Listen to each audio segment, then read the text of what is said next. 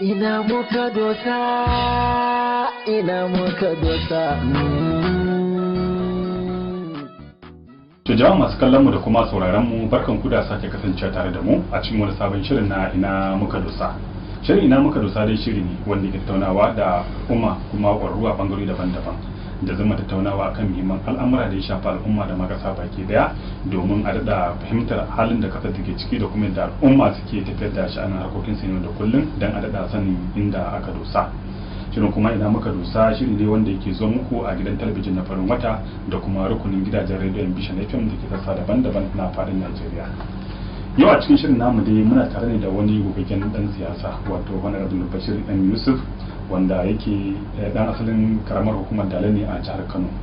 Kuma Bashir ya yi karatunsa ne a Jami'ar Bayero da ke jihar Kano inda kuma ya shigo sha'anin harkar siyasa gadan-gadan. Don bayan da ya gama harkar karatunsa da ya yi dan siyasa ne wanda ya fara yin neman takara na shugabancin wato majalisar tarayya don ya wakilci karamar hukumar Dala a jihar Kano. Kuma shine shugaban kungiyar 'yan takara na jam'iyyar APC na Najeriya. Sannan yanzu haka kuma shine mai taimakawa ministan kula da yankin Niger Delta a Najeriya. Kuma dan siyasa ne wanda yake an dade ana goga da shi akan abin da ya shafi al'amuran ita kanta jam'iyyar, wanda a yau kuma za mu duba batutuwa da dama da ya shafi ta kanta jam'iyyar ta APC, musamman mu ji yaya jam'iyyar take, yanayin yadda aka dinga fuskantar rudani tun lokacin da aka bai jam'iyyar da kuma yanayin da aka dinga tafiya tun a da mulki na shugaban kasa Muhammadu Buhari na farko da kuma wannan na biyun da ake cikin.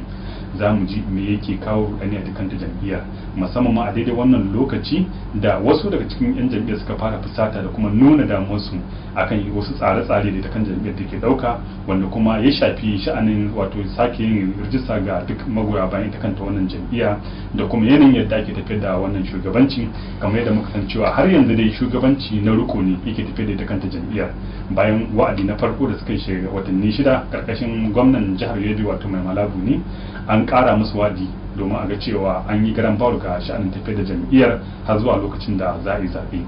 Yanzu kuma yadda ranar watan Yuli mai zuwa ne na wani shekara 2021 domin a gudanar da zaɓuɓɓuka wanda ya shafi waɗanda su duki ragamar ita kanta wannan jam'iyya.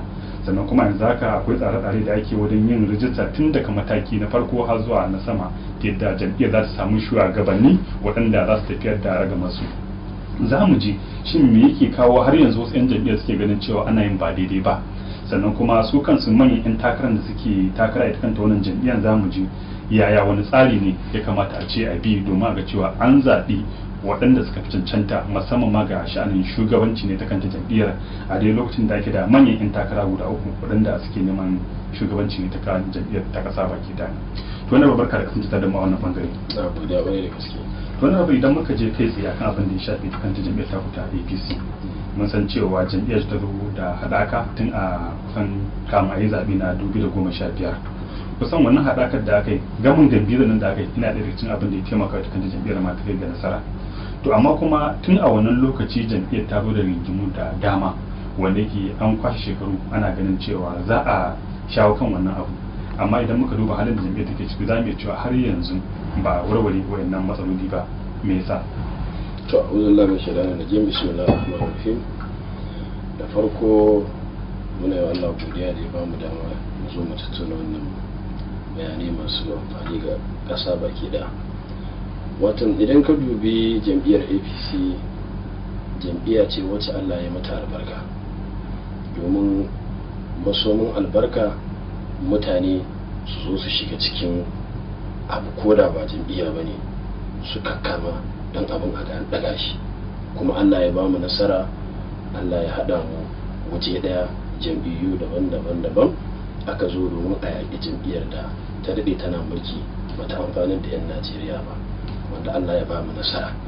Ka san siyasa tana da matsaloli da yawa wanda sai an yadda cewar an haɗu ne a tafiyar don a taimaki ƙasa baki ɗaya, sannan abubuwan za su tafi yadda ya kamata.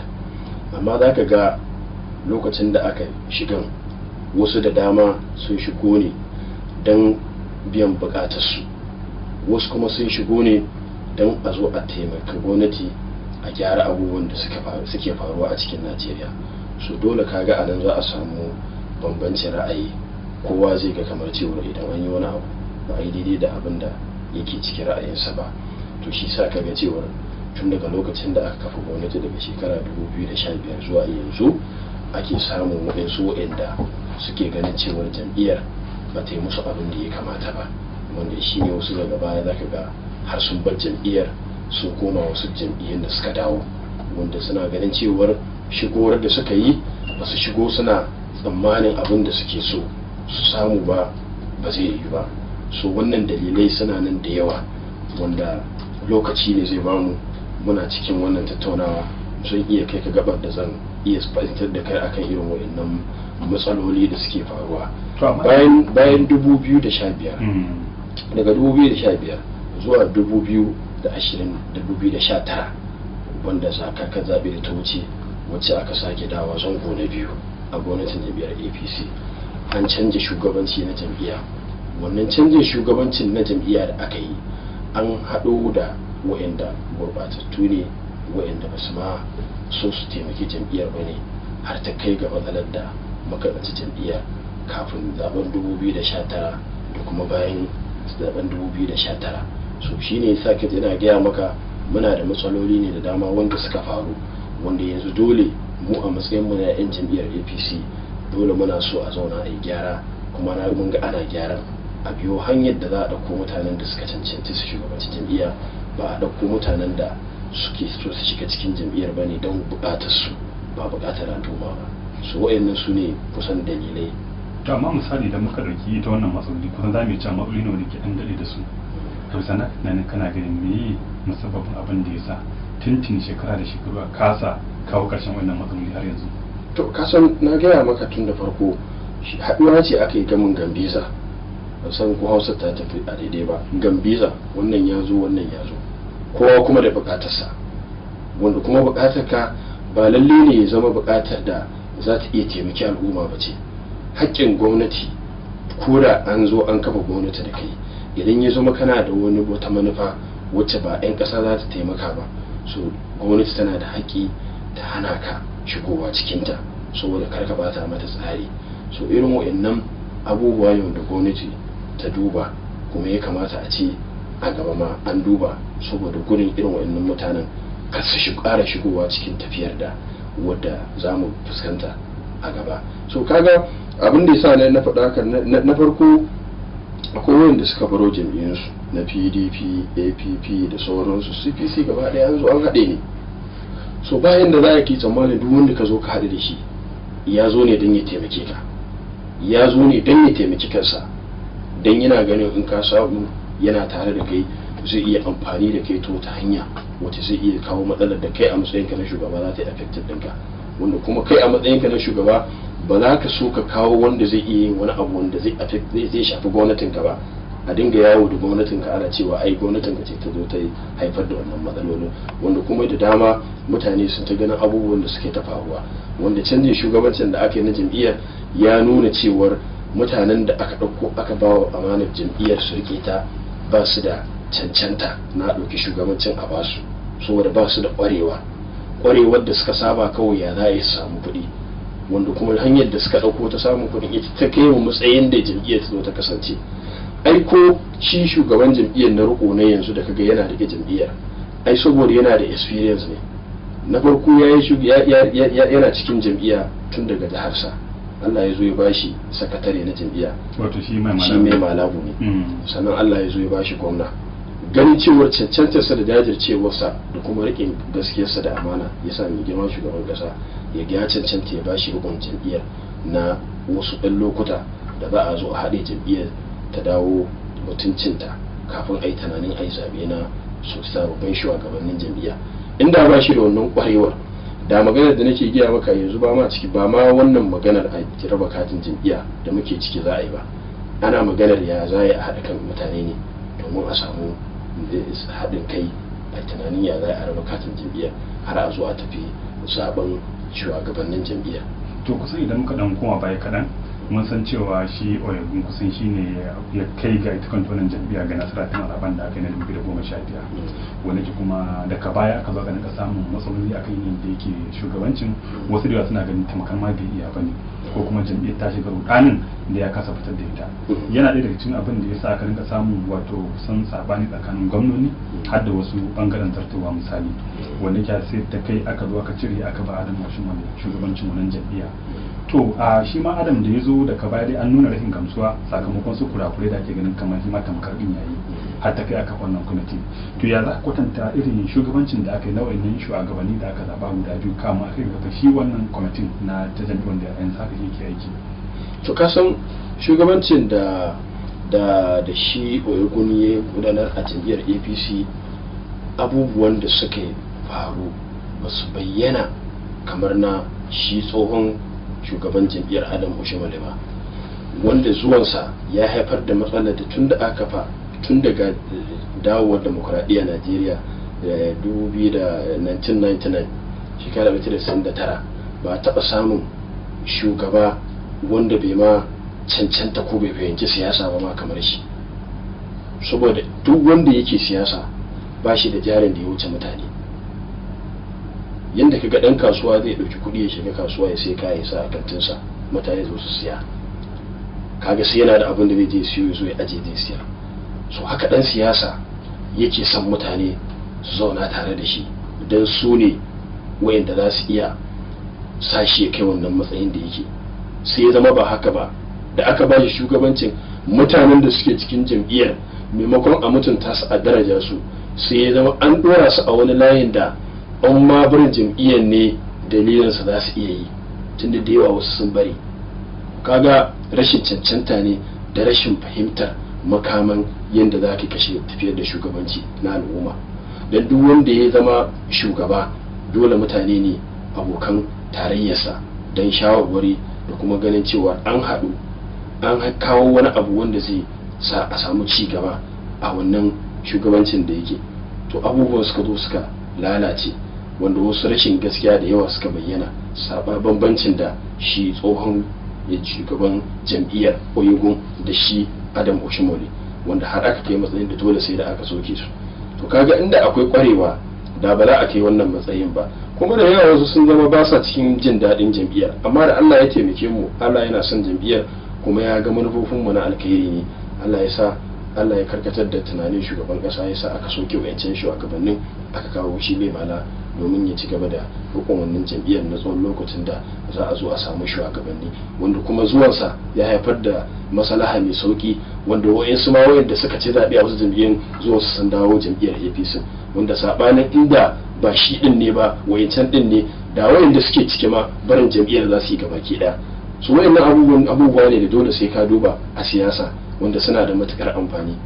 To mun san cewa wannan kwamitin kusan bayan da ya gama wa'adi na farko a karamar wani wa'adi, kuma kamar yadda shi shugaban kasan ya faɗa a lokacin da aka tunani kila za a rusa su ne, sai aka ji cewa an ma kara musu wa'adi ne sakamakon gamsuwa da wasu daga cikin shirye-shirye kuma ayyukan da kwamitin ya yi.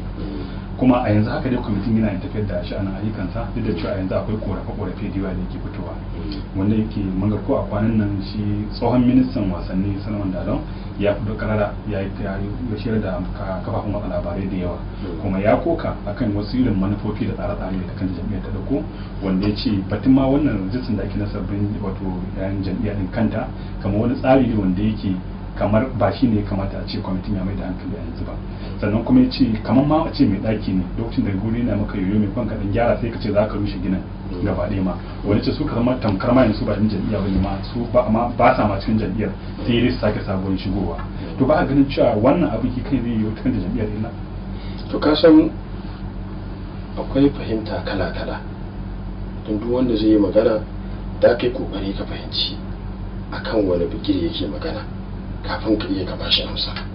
Amma in bai nuna maka ga ainihin bigiren da yake magana ba, ka bashi amsa ma kamar kana ƙara tunzura shi ne ya zama cewar abin da yake faɗa yana da amfani a kansa ko akan al'umma.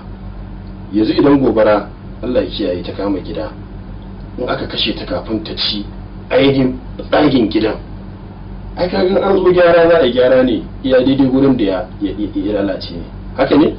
Amma idan ya zama gidan gaba ɗaya ya ƙone ginin bulan ma ya kone, idan ka zo za ka canje gidan kurin filasta za ka yi ka ɗora kwano ka zauna a ciki ko kuma za ka rubuta gidan ne? ai kafin misali kowanne akwai da ke fahimtar abun ba mamaki su wanda suke kokawa suna ganin cewa kamar wannan tsarin kila ko sun bada wata shawara da ya kamata ce ta kamata a yi ba a yi ba ka tunanin cewa akwai bukatar tunda su ma jigajigai ne kuma an tsirin gurin wanda suka bayar a baya ya kamata a ce an yi tunani da shawarar da suka bayar. To me tabbacin shawarar da suke bayarwa sun bayar ne akan ci gaban al'umma ko akan kansu? ta wannan kusan wajen jam'iyya take da alhakin ta zauna da su da nuna musu cewa ila abin da ke tunani ba haka bane wani ke kuma idan akwai tsari mai kyau kuma wanda yake tsari ne mai ba abu ne mai sauki a fahimtar da su ba sai sun fito waje suna nuna damuwa da suke da cikin gida ba. Ito ka san in kana shugaba ba za ka rasa korafe da yawa ba, amma a matsayinka kana shugaba kana da sauran abokan aiki wanda za ku zauna ku tattauna matsalolin da kowa korafin da kowa ya kawo, ku duba ku ga wanne ne cancanta ku yi. Ba abin da wani ya faɗa a media shine zai zama dole sai kun yi amfani da shi ba. Ci gaban tafiyar kuke so ba gamsuwarsa ba. Kuma siyasa ai mutane ne siyasa. Idan kai kana da mutane ka tabbatar da cewa kai ɗan siyasa ne cikakke, ai babu wani abu wanda za a yi tsorata ka, saboda mutane su ne jam'iyya, su ne siyasa, kuma kana da su babu kada wani abu da zai daga maka hankali. Sai dai in da ma kana shiga rigar wasu ne ka wuce. Shi yasa in kaga an taɓo abin da bai yi daidai da ra'ayin ko iyayen gidanka ba ko wanda kake shiga rigar tasu su ka naɗe ba, so zai ne za ka fito kai magana. So irin wa'annan akan iya samun sa irin wannan bangarorin. Amma abin da yake faruwa ainihin ita jam'iyya ita take da haƙi ta yi abin da ya dace wanda zai kawo wa jam'iyyar ci gaba da al'ummar Najeriya gabaki daya.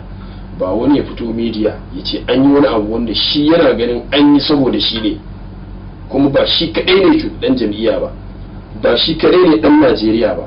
Mutane da yawa ne 'yan Najeriya wanda suna da buƙatar a kare musu martabarsu da mutuncinsu, ko da bai da ra'ayin da kai kafta media din kai magana ba.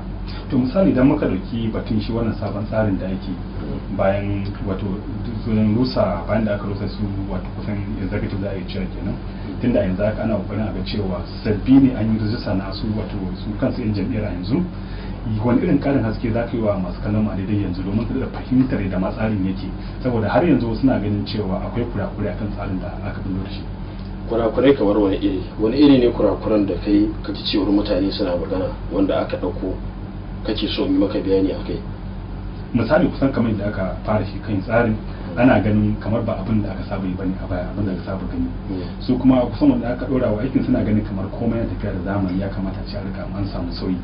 To idan abu aka ce ya zo da sauyi to kaga abu ne wanda yake akwai bukata a wayar da kai domin da fahimtar abin nan, shine muke son mu ji wani karin haske da kai. To ai duk inda ka sani a kowace ƙasa a duniya ana samun bambanci na abin da aka bari a baya don na gaba a samu ƙarin ilimi da kuma ci gaba akan al'amura. Katin jam'iyya kati ne wanda dole sai an bi hanyoyin da zai zama yana da data, tun da yawanci katittukan mutane na da aka bayar na jam'iyya da yawa wa'yansu ba su da ainihin namba, serial namba wa da yake nuna kai an baka namba 100, an ban 101, an ba wancan 102. za ka katuttukan ne da yawa kala a hannun mutane wanda wani ma ba za ka san daga yana aka samu shi ba. Amma saboda ana zaune lafiya, jam'iyyar tana kan mulki kuma shugabanninta a lokacin babu wani matsala, ba za a yi tunanin cewar abin zai iya kawo matsala ba, wanda kuma a yanzu shine ake gani ya kamata a samu canji, wanda kowa ya zama cewar idan yana da katin ko ina ya ji in ya nuna za a san cewar wannan katin na ɗan jiha kaza ne, ɗan jiha kaza local government kaza, wanda sabanin wasu katittukan na jam'iyyar da babu haka a jiki, kaga babu data kenan. So nan yanzu kuma akwai data. Idan ka ga kati na jam'iyya ina nuna maka in ke ɗan jam'iyya ne zaka san cewa ni ɗan jiha kaza ne local government kaza. So kaga an samu ci gaba, wanda kuma wa'insu suna ganin hakan shine matsala ko kuma menene su suke so a zo a yi, wanda shi ne sai sun fito sun faɗi ƙorafin da suke yi, wanda ya sa za a iya yi magana a kai a wayarwa da mutane kan abin da suka faɗa ba haka ba ne. So kaga babu yadda za ka yi faɗar abin da baka fahimci mutum me yake faɗa ba.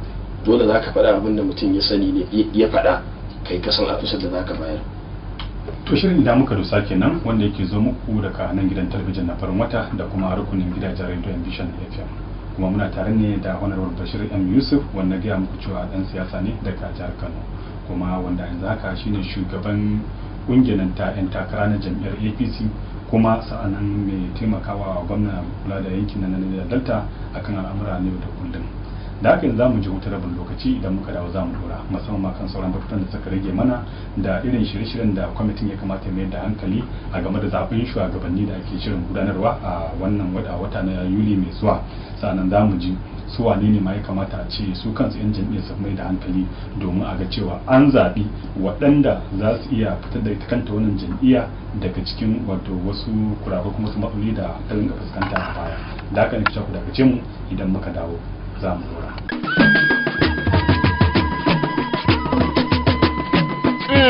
Kwarai ba shakka mu ne abun kallo, a gare mu mai kallo yake samun abun kallo a farantinsa na kallon kallo. Kaga natijar kallon mu kan sa mai kallo ya zama abun kallo.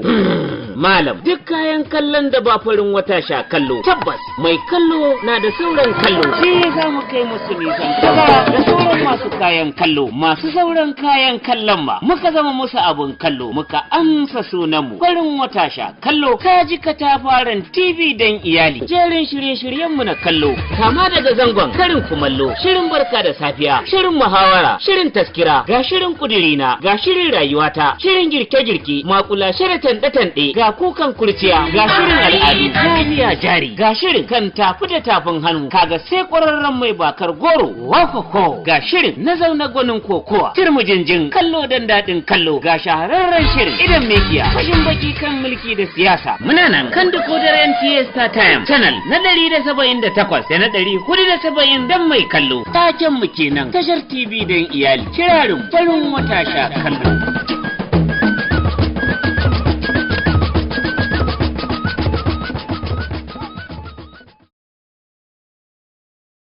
Barkanmu da dawowa cikin shirin na ina muka dosa.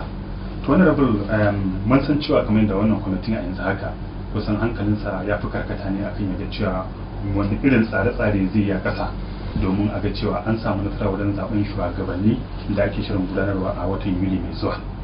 Da haka nan za mu so mu ji me da me kike gani kamar a ce wannan kwamitin ya mai da hankali domin a ga cewa wannan tsarin an yi tsari wanda ke da kyau fiye da abubuwan da aka fuskanta a baya, sannan kuma da kanta jam'iyyar an zo an ɗaura ta akan wata turba wasu shugabanni da suke da kyawar aƙida da kuma suke da ƙwarewa ta da za su kawo ci gaba ta kanta wannan jam'iyyar ta kuta APC. To ka san abubuwan da na gani suka burge ni gaskiya a harkar wannan raba kati na jam'iyya shine ana ƙoƙari a tabbatar cewa an yi aikin bisa ka'ida, kuma an yi shi yanda duk wanda ya mallaki wannan katin zai ga cewar shi ma yana cikin jam'iyya, kuma yana da data wacce take tun daga inda ya karbi katin na jam'iyyarsa har zuwa local government, zuwa jiha, zuwa national.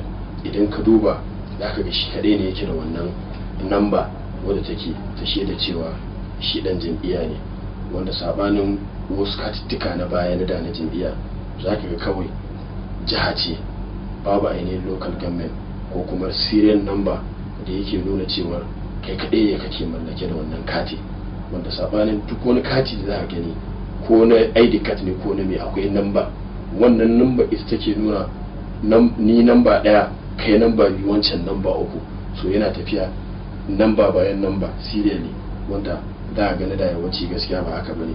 So wannan ma wani ci gaba ne da jam'iyyar ta samu, wanda muna farin ciki da shi, wanda gaskiya in ba dan shi wannan kwamiti da mai girma shugaban kasa ya nada don gudanar da wannan ayyukan ba, da ba za mu iya tabbatar da abin da ake so a yi wanda zai iya sa jam'iyyar ta ci gaba bane ba. Amma binciken da muka yi kuma abubuwan da muke gani jam'iyyar take yi yanzu take gudanarwa abu ne da duk nan jam'iyya zai so ya ji cewar an yi abin nan shi ma ya mallaka, har ma wanda ba ɗan jam'iyyar ba zai so ya ga ya mallaki wannan katin domin a haɗu a ƙara wa jam'iyyar faɗi da girma da daraja wanda zai iya ba mu nasara cin zaɓe 2023. kaga yawanci wasu ba su fahimci ya ma za su karɓi katin ba, so yana da kyau tunda har mun zo wannan gabar akwai wayanda za su so su ji ya za su mallaki katin. wanda za su mallaki katin jam'iyya za ka je inda ainihin kake yin dangula zaɓe ranar da ake yin zaɓe general, akwai hukumomi da za a ajiye tun daga ward zuwa local government inda za ka je ka mallaki wannan kati domin kai ma ka zama dan jam'iyya. domin karɓarsa shine zai tabbatar da cewa kai ma dan jam'iyya ne wanda ka ba da taka gudunmuwar za ka zo ka shiga dan a ciyar da ƙasa gaba.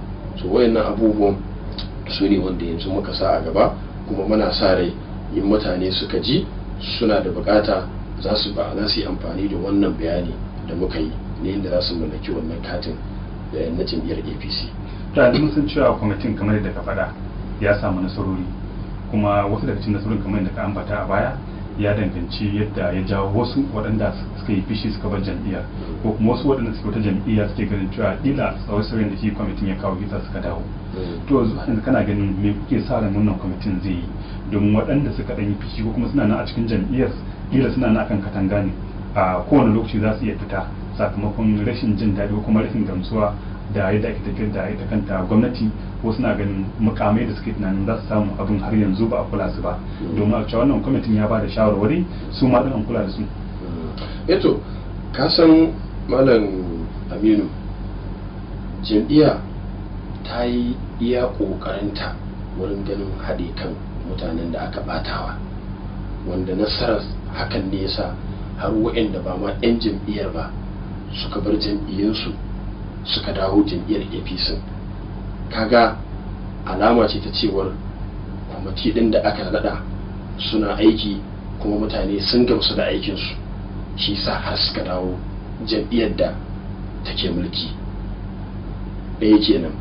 na biyu, na yi magana tun a baya akan cewar ya danganta da menene dalilin ka na shiga jam'iyya ko shiga gwamnati.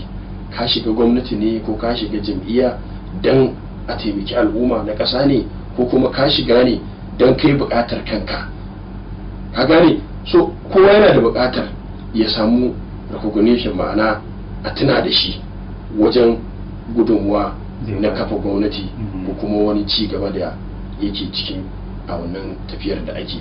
amma dole sai an duba cancanta wanda za a ɗauka a bawon kai da wanda kake neman menene gudunmuwar da kuka bayar da za a iya ɗauka a yi amfani da ita a ga cewa in an yi makan za ka iya taimakon al'umma. so wayannan abubuwan da yawa wasu ba sa fahimta, amma bayan da za a yi kace kuma za a yi tafiya a gwamnati ko a jam'iyya babu korafe wanda kuma dole su ne cikon ginshikin siyasar. idan ba a samu korafi ba so za ka ga siyasar ma ba za ta yi daɗi ba. amma dole sai wani ya fito ya faɗi wani abu wanda yake an yi masa da rashin daidai ko wani aka yi wa, wanda shi wanda yake shugabantar abun zai iya tunanin ya yi kuskuren don ya gyara. don rashin faɗa yakan iya sa wanda yake da laifin ba zai iya sani ya yi laifi ba, balle ya zo ya gyara sa. to duk a siyasa dole sai ka samu irin wayannan abubuwan da dama, wanda kuma abubuwan da suke faruwa ne a ko'ina a faɗin ƙasar nan. to yanzu tun da an sa lokacin da za a gudanar da zaɓe na shugabanni ne ta kanta wannan jam'iyya kuma a cikin wannan shekara, kuma yanzu kusan za mu cewa watanni 6 suka rage, kuma tun yanzu akwai 'yan takara da suka fara fitowa waɗanda sun fito kuma daga sassan Najeriya. na daidai mun ga akwai tsohon gwamnan jihar Zamfara Abdulaziz Yara Abubakar wanda yana neman wannan shugabancin, da kuma Alimadu Sharif wanda yake tsohon gwamna ne na Borno sannan kuma tsohon sanata ne, shi ma ya fito yana neman wannan. sannan akwai kuma Clement Ebri wanda yake kowa ya san cewa tsohon dan siyasa ne. a nan kana ganin wanne irin tsari ya kamata ce su kansu 'yan jam'iyyar sun duba sun zaɓi wanda ya fi cancanta domin a ga cewa jam'iyyar an daddawa da cikin hayyacinta? abu guda biyu nake so in karin bayani akan wannan ko guda uku. na farko, siyasa tana tafiya da mu'amala, ma'ana makusanci da wasu bangarori da yawa ma'ana mutanenka ko kuma wayanda ma ba mutanenka ba ne, mu'amalar da kake da su shine yake nuna cewar in ka samu shugabanci mutane da yawa za su zo su amfana da shi. Na farko akwai ƙwarewa don in babu ƙwarewa anan ake samun matsala. Ƙwarewa ita ce muhimmi, ba ina so ba a zan iya, ina da ƙwarewa na cancanta. Ka taɓa yi a wani waje ko a baya da kake neman na gaba, su wannan duk yana ɗaya daga cikin abubuwan da ya kamata a duba. Ba ina so ba a zan iya ko ina da ƙwarewa. Na farko wannan bawan Allah da ke magana na farko Abdulaziz Yari, ka yi magana akan Alimadu Sharif, ka yi magana akan Kelamet, dukansu idan ka zo na ka aji ka dubi kowanne daga shigarsa siyasa zuwa wannan matsayin da yake so yake nema, wani irin mukamai ya rike na jam'iyya wanda ya yi aka samu ma'ana ci gaba da yake so ya nema yanzu. Abin dubawa ne. Na farko Abdulaziz Yari ya yi sakatare na jam'iyya APP a jihar Zamfara, ya yi chairman na jam'iyya a jiharsa, ya yi ma'ajin kuɗi na riko na ƙasa a jam'iyyar ANPP, ya yi member na House of Rep shekara 4, ya yi gwamna shekara 8, ya yi shugaban gwamnoni na Najeriya. So sai ka duba su kuma sauran me da me suka yi wanda ya alakanta kansu da jam'iyya. Shi duk wani abu da za ka yi za ka ajiye shi ne a faifai sai ka duba. Wato kana ganin dai akwai bukata yanzu dai yan jam'iyya su duba cancanta kuma su bi kowanne a ga irin wani irin ci gaba kawo kama kai ga wanda ya kamata ya yanke. Shi ne zahirin gaskiya. Ai ita gaskiya a buɗe take ba ta ɓoya. Sannan in ka rike shugabancin wani irin ci gaba aka samu a matsayinka na sakatare na jam'iyya, kana da responsibility, ma'ana kana da abubuwan da za ka yi da yawa. A matsayinka na chairman na jam'iyya, kusan kai ne wanda yake ɗaukar ragamar nauyi gaba ɗaya na zaɓe da za a yi na jiha, wanda in baka iya haɗa kan mutane ba za ka ci zaɓe ba. Wannan shugabancin da ya ne yasa aka turo shi zama mai kula da asusun kuɗi na ƙasa na jam'iyya, wanda dole sai kana da amana za a baka wannan. Kuma har yi gama babu wani abu da aka kawo na ƙorafi akan wannan shugabanci da ya rike na ma'ajin kuɗi na jam'iyyar. Ya zo ya yi member House of Rep shekara 4, jajircewarsa ta sa aka bayan shi gwamna shekara 8. Gwamnonin kansu da suka zo suka ga cewa yana da experience, ya san abin da yake, suka ba shi shugabancin ƙungiyarsu ta gwamnoni. Kuma duk ɗan Najeriya ya san cewa lokacin da Abdulaziz Yari yana chairman na Gwamnati Forum, gwamnoni daɗin da suka ji ba wani forum da suka taɓe wanda suka ji daɗi banda lokacin da yana Gwamnati Forum. So dole sai ka duba ta kowane ɓangare yana da alaƙa, yana da kusanci da duk wani ɓangare na shugabancin ƙasar nan. Idan ka je jam'iyya yana da mutanen da ya yi aiki da su a jam'iyya, a state da ƙasa baki da. Idan ka je National Assembly, tradition da National Assembly ma duk wani wanda ya taɓa National Assembly ya zo na neman shugabanci su ba sa ya ƙasa, ko su yana ɗaya daga cikin nasu. Idan ka zo cikin gwamnoni su ma suna da wannan haɗin kan. Kuma shi da sharhi ma har sanata ma yi, kuma sannan ya zo ya yi gwamna har ya yi sanata a yaushe. Ai ta kanta jam'iyyar NPP din. A yaushe. ai muna magana ne akan jam'iyya ai ba senate president yake nema ba, shugabancin jam'iyya yake nema. wai misali da ka ce ai su yan majalisa suna da irin wannan karan, idan mutum ya taba zama dan majalisa to duk wani abu da yanzu za su dinga nuna cewa nasu ne. To da sanatoci da hasu da suwa suka fiya duk da yan majalisa ne. yan majalisa ne ai ban ce maka amma akwai vote ai. To misali idan muka dauki abin da idan muka dauki abin da ya shafi karba da ake tunani ta kanta jami'ar ta tana da wannan yarjejeniyar, kuma sau tare mun san a ka'idan siyasar Najeriya yawanci da wuya ga an fito da dan takarar shugaban kasa da kuma shugaban jam'iyya a bangare guda. Kana ganin cewa wannan ba zai iya kawo wani tangarda game da wannan yarjejeniyar da aka riga aka yi ba, kila ba mamaki idan an ci zabi wannan shugabancin ba ne bane da shi arewa. Babu tangarda, saboda ina yawan fada maka cewar siyasa mutane ce a constitution na Najeriya babu wani waje da zaka nuna ka ce a karba wannan su karba wannan su karba ko akwai. Amma ta jami'ar ta kwace akwai yarjejeniya akwai a cikin constitution, akai ka gani a cikin constitution na jami'ar. Ai yawa ko sun in jami'ar sun ce an zauna kuma akwai wannan abu. Aka zauna a kowace takarda da zaka nuna ba a matsayin ka da dan jarida. To ai su yan jami'ar jigadin su suka fito suka tabbatar da. Amma babu wani wanda zai zo ya gaya maka magana ai babu ne. Yanzu ni ma sai ce an yi agreement da ni za a bani 2023. Wato babu dai agreement. To ina an akwai ni ma an yi da ni. Yanzu ta jam'iyyar ko da ina za a fita da ko daga ina cewa za a kai shugabanci a aka masu yaraba din nan misali tunda sun ba wa yan arewa goyon baya a zaben da aka yi duka zabukan da aka yi babu wannan kenan. To a irin wannan ne nake samun matsala ne. Ka ɗauka cewar Najeriya ta wani bangare ce shine matsalar mu. Najeriya guda ɗaya ce, kowa ɗan Najeriya ne. Ko Kiristan ko Musulmi duk wanda ya zama shugaban ƙasa ɗan Najeriya ne za mu bi shi. Amma ya zo da vote. Ka zo da ƙuri'a ita ce jam'iyyar APC kowa zai iya takara. Inda za ka iya kawo mana ƙuri'a ka zo ka kai kamfen ƙuri'a ka ta kawo ka, mu ba mu da matsala. 'Yan Najeriya ne mu duka mun yi da Najeriya. Ba karba. Babu. Ni ban sani ba in akwai a constitution. Dan yana magana akan abin da ke constitution na ƙasa ne ko na jam'iyya. Shi ne. Dan babu wannan to ne ba waje na.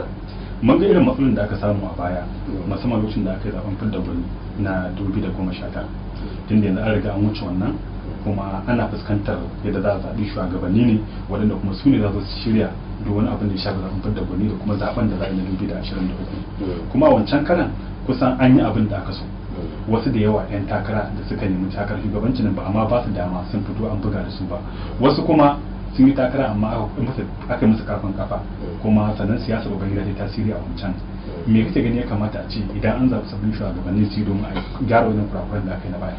Ai gyararrake suna da yawa, kuma dukan mu wanda suke kasan nan suke jam'iyyar APC da wanda suke kowace irin jam'iyya ne sun ga irin abubuwan da suka faru ko a jam'iyyar su ko a jam'iyyar mutum, wanda kuma su shugabannin su ne za su zo da tsare-tsaren da suke ganin zai iya kawo canji domin gujewa irin wayannan matsaloli. Wannan shine abin da nake gani in su shugabannin duk wanda Allah ya sa ya samu ya zama cewa wannan ya zama abin da yake ɗaya daga cikin abin da zai gyara a kai, wanda shine kusan abubuwan da suke kawo mana matsaloli.